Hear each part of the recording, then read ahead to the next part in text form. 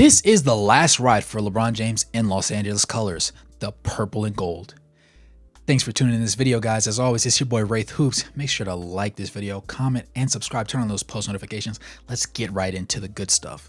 So, we saw the Lakers go from a team that wasn't expected to do much before the trade deadline to making a blockbuster move and then becoming a very significantly better team afterwards. They went into the playoffs with momentum and they made stuff happen. Eventually, they ran into the brick wall that did end up being the Denver Nuggets, who were very efficient at the top, very strong at the top, and very depth capable. That ended up smothering out the flames that the Lakers had, and it was out in 4 games. LeBron James' case was helped though because the Denver Nuggets did ended up handling business in the NBA Finals, so it doesn't look that insane that they did end up getting swept. And LeBron did play pretty well in that series, all things considered. Now, come offseason time, if you're the Lakers, regardless of LeBron staying or leaving, you know that you have to get better and you have to prepare for the future.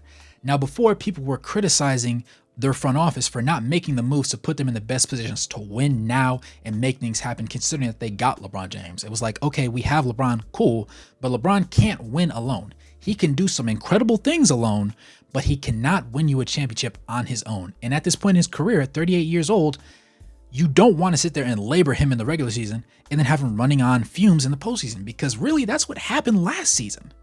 And you want to have great spurts of LeBron across the games you really need him, not just to get into those games where you really need him. Now, you saw them waive Mo Bamba and Shaquille Harrison, but they ended up signing Gabe Vincent, Taurean Prince, Cam Reddish, and Jackson Hayes. They also re-signed Austin Reeves and Rui Hachimura on some pretty solid deals. You saw them also re-sign D'Angelo Russell, which people have mixed emotions about. D'Angelo Russell, whether you like it or not, was a solid player in the regular season. Come postseason time, he wasn't exactly who we would have wanted to see him as. But you can't deny how good a player he actually is in regular games. Add to the mix Maxwell Lewis and Jalen Hood-Schifino on his rookie scale contract, and you have a pretty decently rounded out depth perspective on that team. Now that we've recapped those moves, we're looking at D'Angelo Russell at the 1, Austin Reeves at the 2, LeBron James himself at the 3, Jared Vanderbilt running that power forward spot, and Anthony Davis at the 5. Coming off the bench, you have Gabe Vincent, D'Angelo Russell probably at that 2 guard spot. Maybe you're seeing Cam Reddish. You're also going to see Taurean Prince when he plays in for LeBron, and Rui Hachimura at that power forward spot, and Jackson Hayes at that 5 spot. You can expect to see some other players get some minutes in, but those are really going to be your top guys that see a consistent burn in a regular season game. Especially come playoff time, you're going to see a more condensed version of those guys. With that being said, not only did they come into the offseason as a better team than they were at the trade deadline, with more experience and more capability, they also made deals work, managed to keep Austin Reeves, which was a big piece. You see him showing out with Team USA, and they also managed to get even better with their signings. So they were already a decently capable team, but they also added the team players needed to push LeBron to put himself into a position where he can legitimately win a championship. We saw Denver Nuggets actually take a step back in the offseason with the loss of players with the likes of Bruce Brown, but you can't also count them out, because at the end of the day, Jokic is the best player in the league. And Jamal Murray, right there alongside him, is an elite point guard who showed his skills at the highest level in the highest stages of the game with the highest level of efficiency. So he's not just an okay player or a player that was good in the bubble or a guy that was expected to be okay coming back from injury. No, he is a great player. I'm not ready to say he's, top 3 in the league at the point guard spot, because I need to see more of that greatness. But going off of last season alone, he was that guy.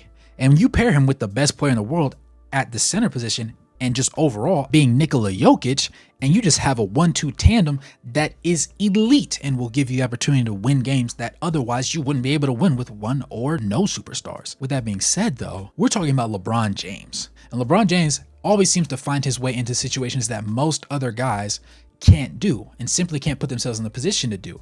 We've seen the likes of Kevin Durant bounce from team to team trying to find a way to play basketball and play winning basketball, and it doesn't always work. To be quite honest, the only time it worked was when he joined a system that was already in place with the Golden State Warriors, and many people considered that to be breaking the NBA, unspoken rules, because he blew a 3-1 lead to the team.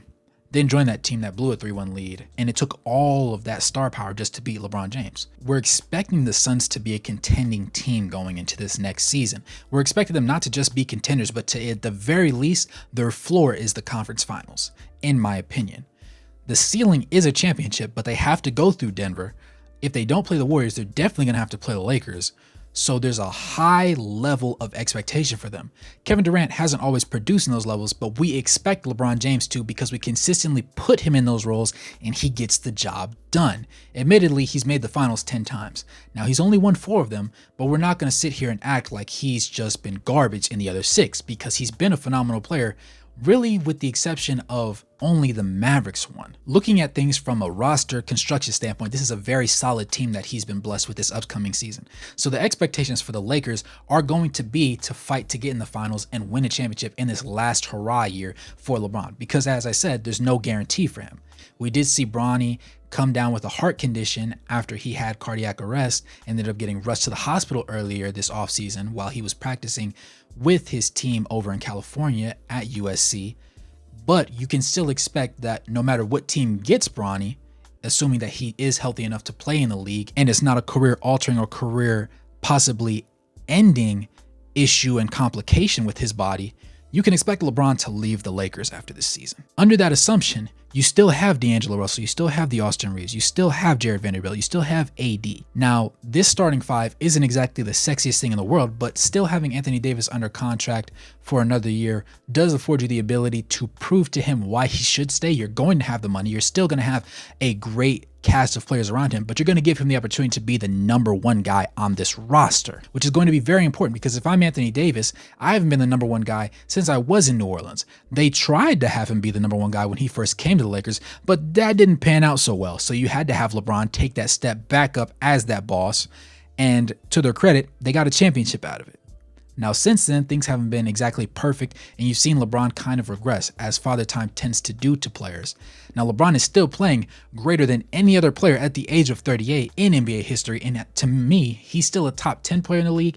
If you really want to say he's not, top 15 is the lowest I'm willing to go for him. But looking at it from a roster construction standpoint, you still do have Gabe Vincent, which gives you the opportunity to switch out D'Angelo Russell if he has another playoff series like he just had. You do still have Cam Reddish, and many people are holding out hope that he does take the opportunity that he has right here to become a better player.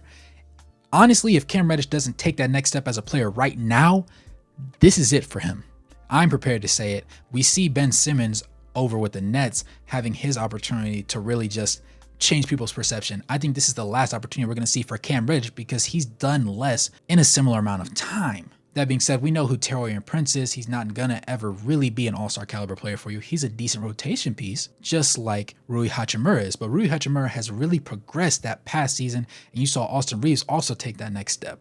So regardless, if you have this core of players going into the season following LeBron James' departure, assuming that he does, you feel really good. And that's a very sharp change from the past season where you had Russell Westbrook and people thought things were going to work out, but he kind of became a more redundant playmaker alongside LeBron James, and he didn't get to really showcase his talent and skill, which is why you see him on the Clippers being the Russell Westbrook that we all know and love him to be, who seems to put up similar numbers, but it looks better when you take the eye test and give it to him, just because he's allowed to be himself and there's no expectation of somebody else being or doing what Russell Westbrook can do. I look forward to seeing what comes of the Lakers this upcoming season, and I think it's going to be the most exciting one that we've seen since LeBron James has come to that team. I know a lot of people didn't love the bubble year.